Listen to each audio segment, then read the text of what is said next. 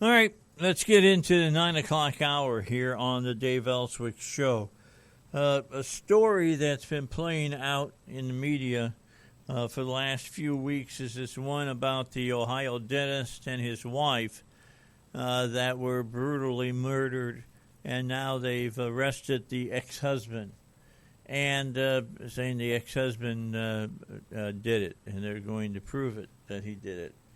And I find it kind of interesting because the husband and wife, the ex-husband, and this woman who was killed, they've been divorced for like 8 years. And that's a long time to be carrying a grudge that makes you burn inside so strongly that you want that person dead, and that you'll travel, from where you live in Fort Worth all the way up to Columbus, Ohio, to kill him, and then killing the new husband as well. A former police chief revealed the multitude of reasons why this ex-husband may have allegedly killed an Ohio dentist and his wife, saying something recent likely triggered him. Michael McKee, 39, was arrested in Rockford, Illinois, after allegedly killing both Spencer Tepe, 37, and Monique Tepe, 39, on December 30th. Both were found dead with gunshot wounds in their Columbus, Ohio home. McKee is Monique's ex-husband, according to court records. Court documents show Monique filed for divorce back in 2017, just 2 years after the pair got married on August 22nd, 2015. McKee has lived in various states, including Virginia, Nevada, and Illinois, since 2020, according to public records. McKee recently moved to Chicago and was a vascular surgeon in the Rockford, Illinois area. So this guy's not a dummy. I mean, it's pretty smart to be a vascular surgeon.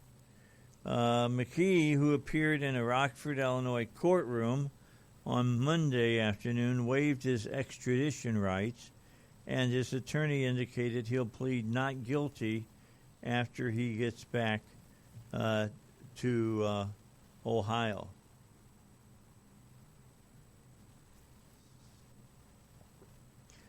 He's charged with 2 counts of premeditated aggravated murder,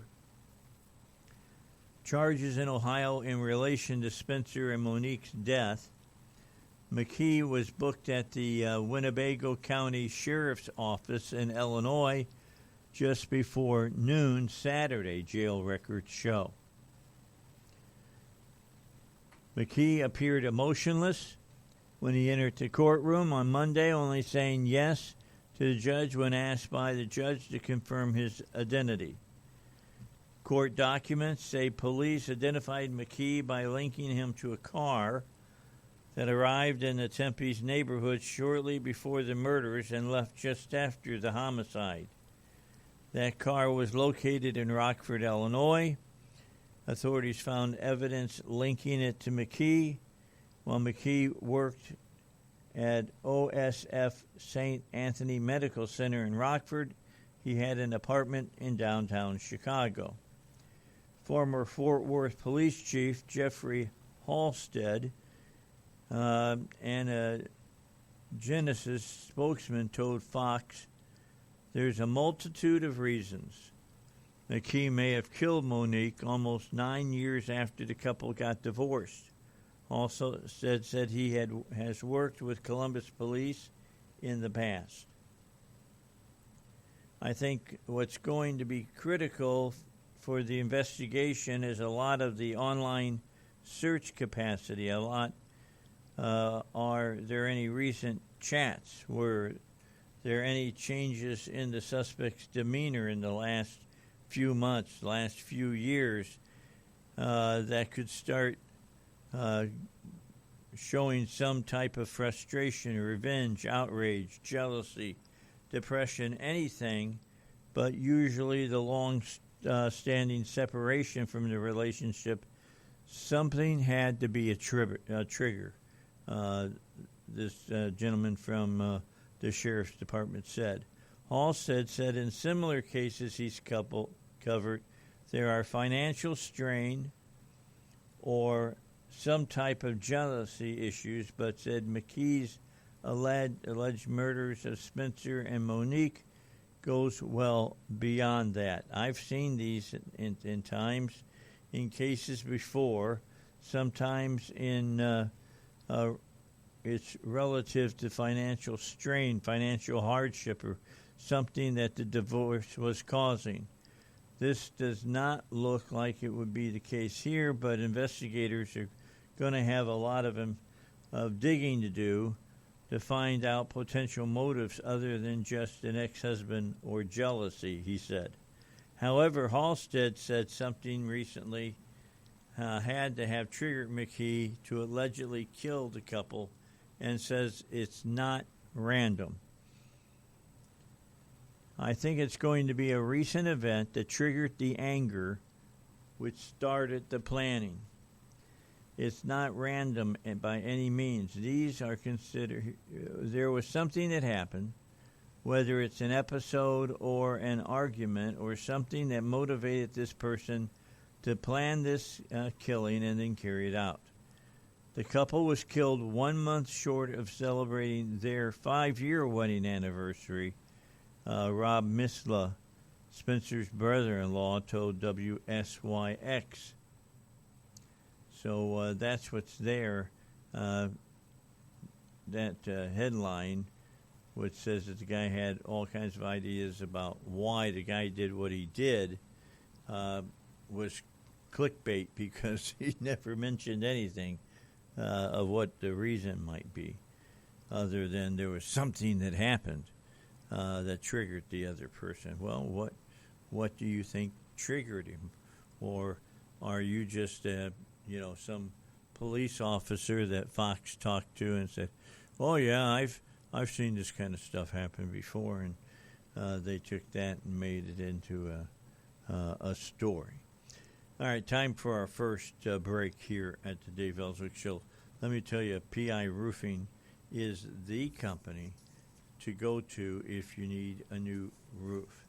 And there's been changes in the roofing industry, so you want somebody who's keeping up on all of that. And Joel Johnson, the president of PI Roofing, has been keeping up roofing day in and day out for the last 25 years that his company's been open. And he does residential roofing and maintenance, and he does commercial roofing and maintenance. For commercial construction, they're focusing on historical buildings, waterproofing, and roofing. Construction for residential, they're focusing on carpentry work like building or replacing decks, soffit and fascia, and exterior damage from storm damage. The folks at PI Roofing are celebrating 24 years serving Central Arkansas by offering monthly promotions, which they offer all the time. You go to their website, piroofingandconstruction.com, and you'll see some of the specials that they have. Insurance claims on exterior storm damage, they work well with all insurance companies and adjusters by helping them determine the scope of damage. Typically, PI Roofing finds more damage by walking them through the repair process, exposing additional or subsequent work that will have to be done to bring the structure up to current building codes. If you want more information about residential roofing or even commercial roofing, just visit PI Roofing on their website, piroofing.com, and you can, sit and talk back and forth with them and tell them what you're looking for and if they offer it for you. That's the folks at PI Roofing. It's piroofing.com. Did you see what the actors and actresses at the Golden Globes over the weekend were doing about Good, this lady who was shot? They were all wearing, not all of them, just some of them, were wearing a pin in honor of her. I mean, like that really did a lot of good. Does no good at all. It was reported on. Wanda Sykes got into a big kind of brouhaha with Mar, because Mar said that wearing the pin didn't mean anything. He said, I don't have to wear a pin to tell you that was a terrible thing that happened there with Good getting shot. But kind of went after her about that. And the winner of the award at that time went to another comedian for best performance in stand-up comedy on television. It was it? Let me look here. Ricky. Trying to get the person who won it. Well, he's a guy who's stood in and been the MC several times.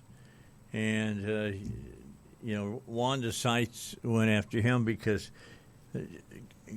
he made jokes about transgenderism before. And so she was upset about that. And, he's a comedian, you're a comedian. I'm sure you've made jokes at the expense of others as well. And you're supposed to get a free pass about it. Because God knows you can't talk about transgenderism. I mean, you can't make fun of a guy that wears a swimsuit that he's got to, take and put to bed his manhood inside the bottom of the shorts that he's wearing in his swimsuit. Just really silly stuff. There's the people, the people who are the actors today are about as deep as a puddle, aren't they? I mean, they have no deepness to what they think about at all. Zero.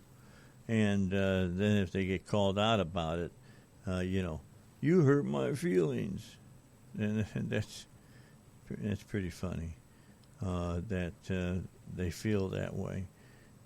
Anyway, Monica Lewinsky was in the news. I know everybody was wondering what was going on with Monica. Tom, when you got up this morning and had coffee before you came to work, did Monica Lewinsky go through your head? Does she live in your head rent-free? No, she doesn't. Okay. Anyway, she says that Bill Clinton escaped a lot more than I did after the White House scandal. Monica Lewinsky reflected on the unwanted fame she received after her affair with former President Bill Clinton was unearthed. Nearly 30 years ago, Lewinsky, a former White House intern, had an affair with the former president while he was in office. Clinton subsequently had an impeachment trial that came about in December of 98. Lewinsky said while her personal fallout almost cost her life, Lewinsky believed Clinton escaped from overwhelming criticism more easily than she did. I haven't spoken to him in almost 30 years, and I don't know what his internal landscape is. She said, I think he escaped a lot more than I did. Clinton was 49 at the time of the incident. Lewinsky was 22. She maintained that their relationship was consensual. However, this was a gross abuse of power, full stop. She added, that doesn't mean I didn't make mistakes, that I didn't make wrong choices, that my behavior didn't hurt other people, but at the heart of it, it was a gross abuse of power. That's what I always argued. in the world of business, if you have a position in the hierarchy of said business, and you're having an affair with somebody who's under you, you're 49, she's 22, you have an affair with that lady, and it costs the business all kinds of bad publicity, you're going to lose your job. You're going to be fired. Clinton got out of that, didn't have to do that. Wasn't fired. Hillary Clinton, she went on making cookies or whatever. I don't know. Anyway, following the scandal, Clinton was acquitted after a few public appearances in an attempt to reinvent herself. Lewinsky disappeared from the spotlight in the mid-2000s. She reclaimed some of the narrative surrounding her story and served as a producer on the FX series Impeachment: American Crime Story. In 2018, the former president bristled at questions over whether he should have resigned over his sexual relationship with Lewinsky and whether the Me Too movement has changed his perspective. Quote, "I dealt with it 20 years ago. Plus," said Clinton on NBC's Today Show, "and the American people, 2/3 of them stayed with me. And I've tried to do a good job since then, and with my life and with my work, that's all I have to say." In January 2025, Lewinsky launched her own podcast, Reclaiming with Monica Lewinsky.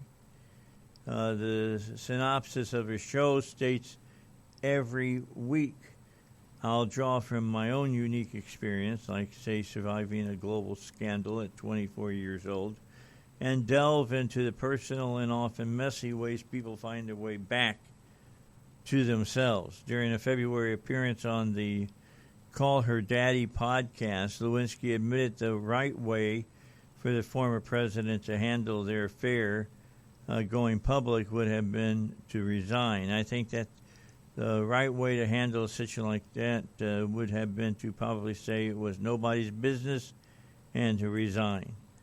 Or to find a way of staying in office that was not lying and not throwing a young person who is just starting out in the world under the bus. She added, at the same time, I hear myself say that, and it's like, okay, but we're also talking about the most powerful office in the world. I don't want to be naive either. Lewinsky also reflected on the White House response, including when Clinton denied the affair by saying, "I did not have sexual relations with that woman." Cooper asked Lewinsky to reconcile what people were saying about their relationship and what she knew to be true. "It was gaslighting," she said. "I think that was what I experienced on a pretty large scale. It was devastating." Lewinsky also said that while she felt Clinton's behavior was worse, she still made her own mistakes.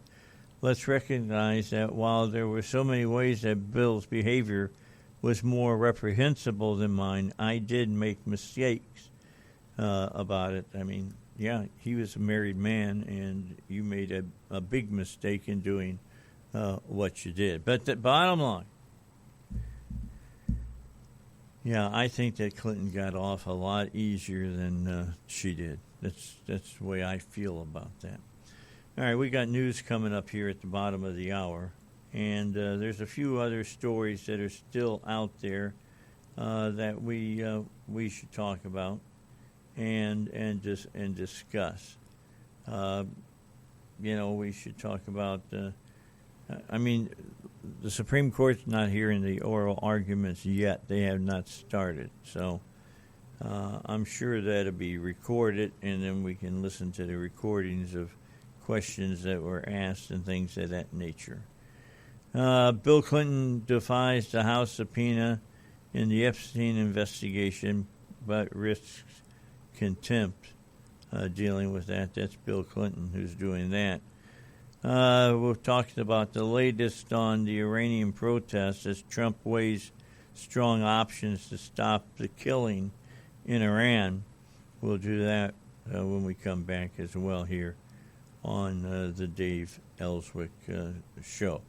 So let's see, what time are we looking at right now? We're getting close to time for the news, about 30 seconds here. When we get to that, then we'll move on with the news and then come back and get a few more stories.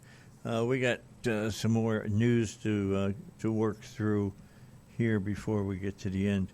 That whole story about Saudi Arabia, I find is interesting. That as Iran disappears from the power of losing their power in their country, that the big country looks like they're going to win power is Saudi Arabia. Here's your news. 9:35 on a Tuesday. Remember, we'll have shows tomorrow.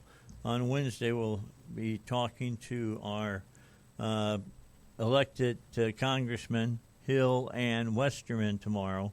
We'll see if we can maybe swing a few more guests in as well. I'd like to get somebody on that sat in on the Supreme Court today, listening to the arguments dealing with transgenderism and women's sports, and what the justices did. We'll see if we can pick up some information from the arguments.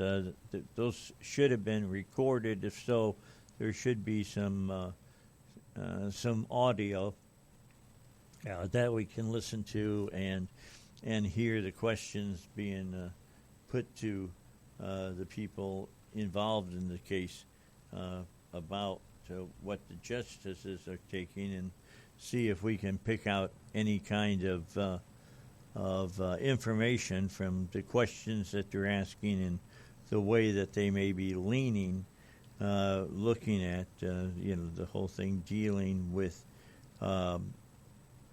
the Title IX ruling that they're going to have to bring down. I don't see how they can uphold transgender individuals, competing in sports with girls and or boys that think that they're girls because of all of the physical extras that the men get from testosterone and things of that nature, and for the years that we've looked at sports, when it came to girls' sports, it was all on biological sex.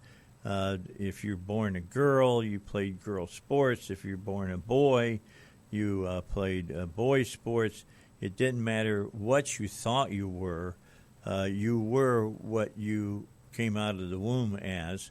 I mean, this I have a lot of different parts to it, because there's people who want to be able to change their birth certificates, go in and it says that they're a male because they were born a male, and now they feel like they're a female. They want to be able to change their birth certificate to reflect what they feel like now, and things of that nature. So what about restrooms? What about locker rooms?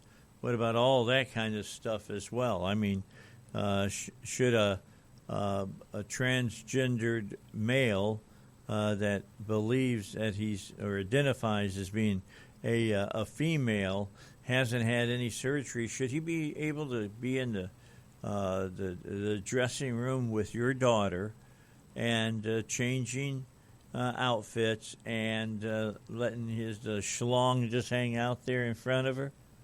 I don't think he should be able to do. I think that's ridiculous. I think that people, when they use the restroom, have a reasonable expectation that it's a private space that they're in. So it's going to be interesting when this is argued. And I don't know if they're done yet or not. They're saying for each school probably an hour, which would put them about a half hour. I don't know if West Virginia went first or Idaho went first, as the people that were being, they're saying that they're discriminating against people. But they said it would probably take 2 hours to hear the full case, and we'll see if that's the case or not. Again, hey, Tommy, do me a favor. Go on the Supreme Court's website and see tonight if they've posted any of the audio from the case today up tonight. And if they do, let's save some of that, listen to it a little bit, and save some of it so that people can hear it tomorrow during the show. We'll talk about it with Hill, and we'll talk about it with Westerman as well. It's a big court case. We'll also talk about Iran with Westerman and Hill and what their thoughts about that is all about, and about this whole thing about immigration and how can a state, when the federal government has an immigration law that is different than the immigration laws of their state, how can they say our law trumps the federal government? I don't think they do. I just don't think that that's right.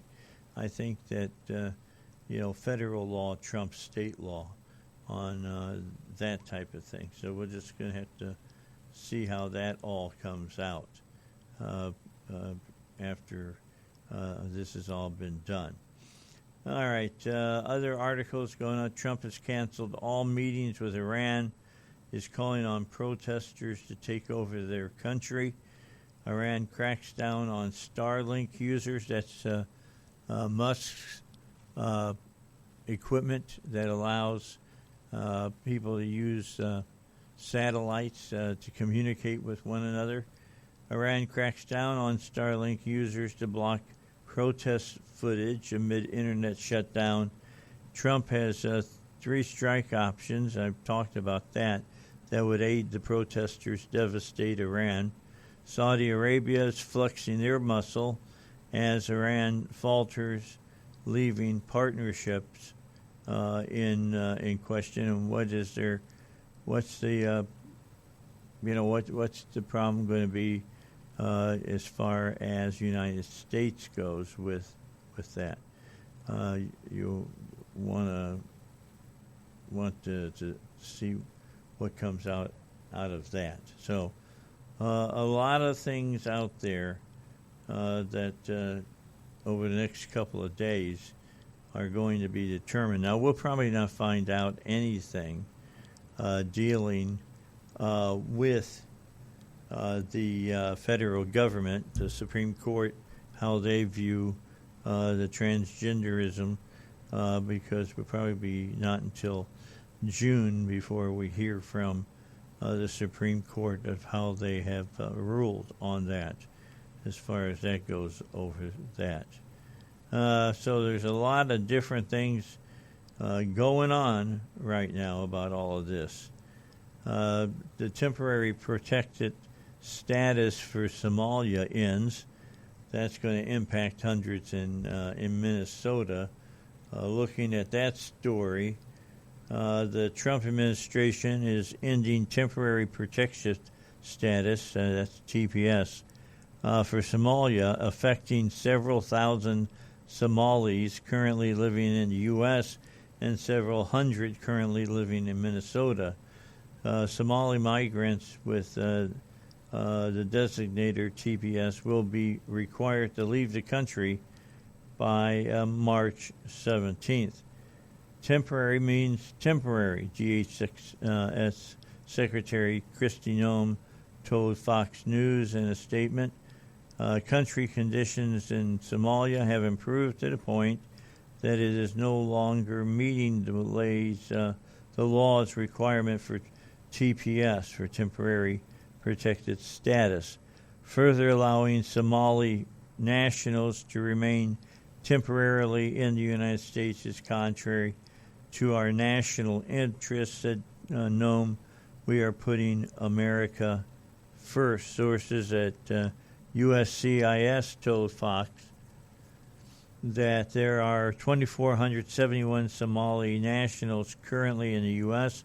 under the Temporary Protective Service, with 1,383 in the country with pending TPS applications.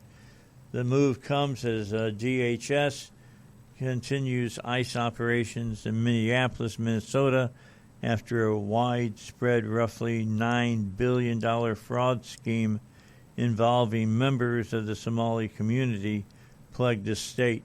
Now, a lot of that, and what's being reported on that, is being reported so that you don't think about these illegals, and you don't think about how they're staying in the country, or maybe they misuse some funds and things of that nature. By having this story out there, it gives cover for a lot of these Somalis. All right, let's get our break in. Time to pay some bills, and then we'll come back and we'll have about 15 minutes to finish up this story and others on 101.1 The Answer.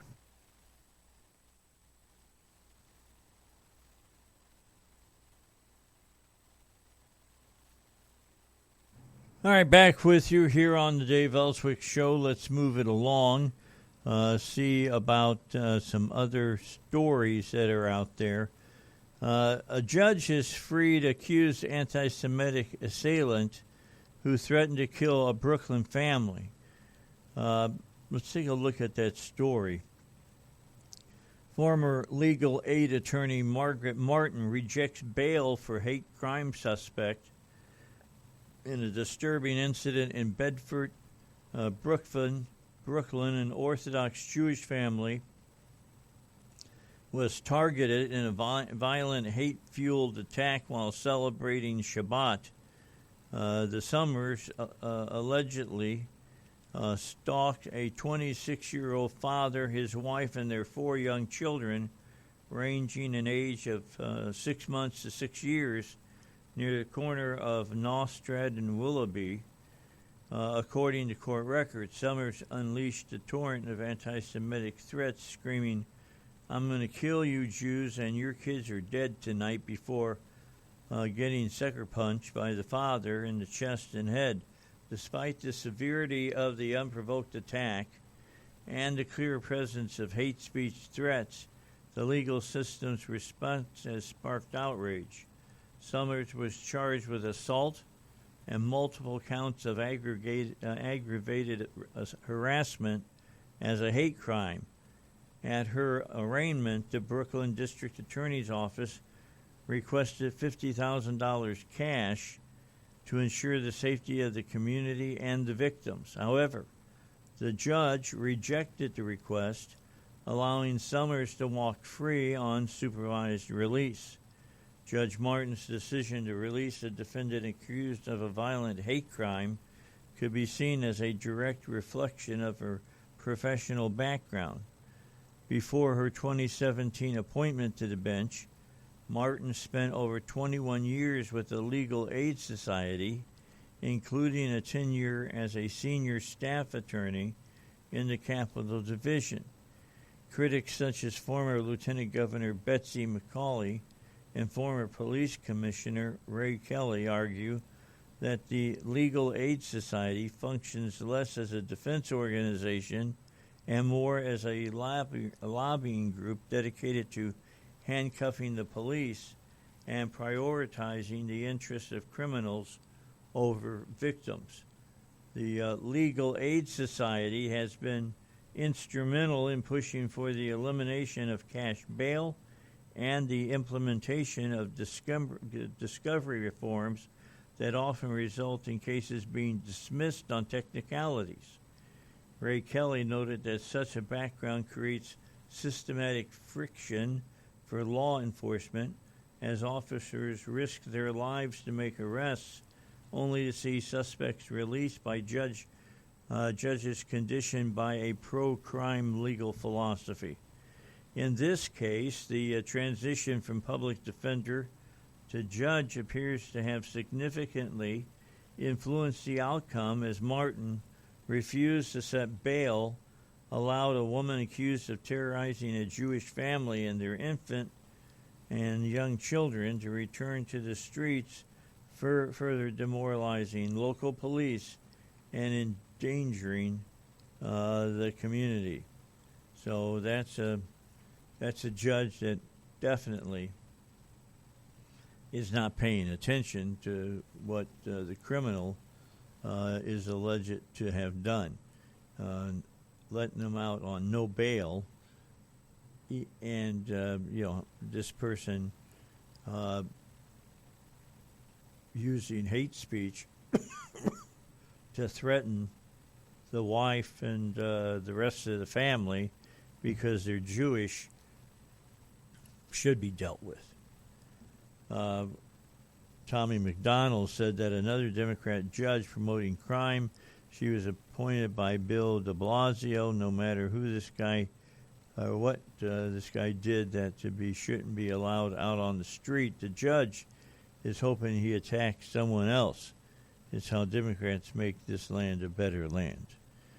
Would Summers' $50,000 bail be denied by a local judge if this had happened in the small town of High Falls, New York? I think not. This location of the crime makes a difference. And from one other person, this from Deputy Shellback, activist judges need to be rooted out, impeached, and sent packing.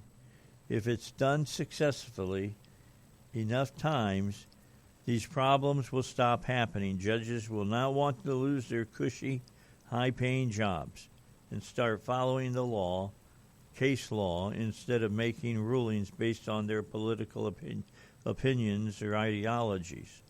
Most impeachment cases get thrown out due to lack of standing. Perhaps there needs to be some legislative reform centered around who can bring justice to justices in a case like this, and I agree with that. I wholeheartedly agree with that. This judge is wrong, and her background proves that she's wrong in what she's doing. So see if that turns up in the news anymore. You know, that judge that ran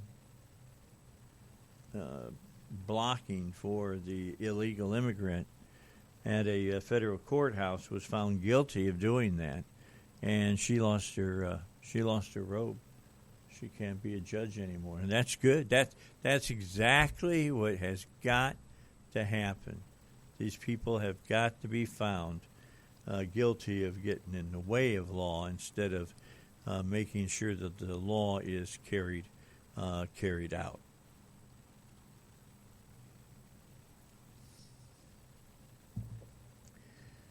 I had to get a drink of coffee there. It was the nectar of life. Remember actor Timothy Bushfeld? He was on that show. What was it called? Parenting? Was that what it was called? It was an ABC show, I believe. Anyway, he was on TV about that. He's facing federal manhunt after a child was allegedly abused on a TV set. Days after authorities in New Mexico issued an arrest warrant for 30-something alum Timothy Busfield on child sex abuse charges, the U.S. Marshal stepped in, taking over efforts to locate and apprehend the actor. Albuquerque Police Department is working with the U.S. Marshal Service to get Mr. Busfield into custody, said the APD spokesman Gilbert Gallegos. That was reported by Deadline on Monday of the DOJ's primary agency for fugitive investigations. I don't have a timeline, he said. An investigator with the Albuquerque Police Department filed a criminal complaint in support of the charge, which says a child reported that Busfield touched him inappropriately. The alleged acts, which allegedly happened when the child was 7 years old, occurred on the set of The Cleaning Lady, a TV series Busfield directed and acted in. That's about a lady that cleans up murder scenes. That's what she does. Busfield allegedly touched the child 3 or 4 times, and again another 5 or 6 times when the child was 8. The health and safety of our cast and crew is always our top priority, especially the safety of minors on our productions. That's what a representative from Warner Brothers Television told Fox News. Quote, "We take all allegations of misconduct very seriously, have systems in place to promptly and thoroughly investigate and, when needed, take appropriate action. We are aware of the current charges against Mr. Busfield and have been and will continue to cooperate with law enforcement." So they're looking for the guy, and he's in the wind, evidently. All right, we got one more hour to go and more to report on here on the Dave Elswick Show on 101.1 FM, The Answer.